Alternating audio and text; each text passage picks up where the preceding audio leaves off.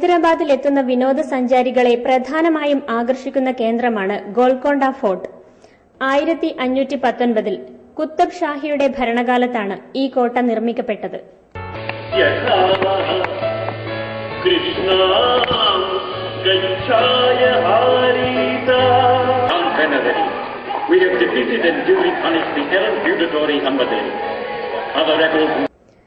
ഗോൽക്കൊണ്ട കോട്ടയുടെ ശില്പഭംഗി മികവുറ്റതാണ്.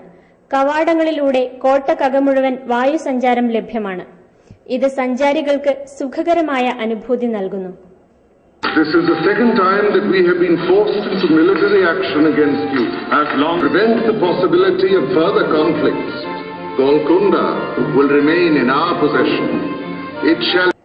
ഇന്ത്യയുടെ വിലമതിക്കാനാവാത്ത കോഹിനൂർ രത്നം കണ്ടെത്തിയത് ഗോൽക്കൊണ്ട കോട്ടയിലാണെന്നാണ് കരുതുന്നത്. അതുല്യ ചലച്ചിത്ര നടൻ അമിതാഭ് ബച്ചന്റെ ശബ്ദത്തിൽ കോട്ടയുടെ ചരിത്രം വിവരിക്കുന്ന കഥ ശബ്ദത്തിന്റെയും വെളിച്ചത്തിന്റെയും പശ്ചാത്തലത്തിൽ അവതരിപ്പിക്കുന്നു.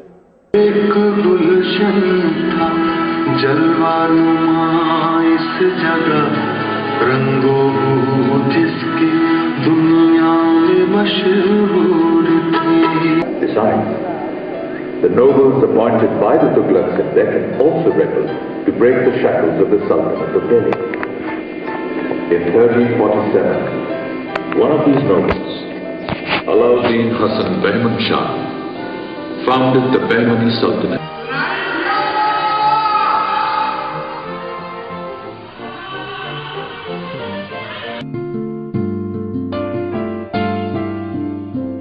രാവിലെ 10 മുതൽ വൈകിട്ട് 6 വരെയാണ് കോട്ടയിൽ പ്രവേശനാനുമതി.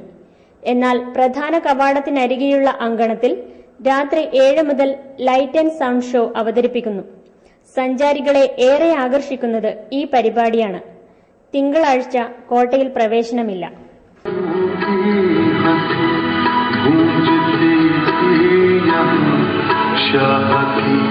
शान शौकत में भरपूर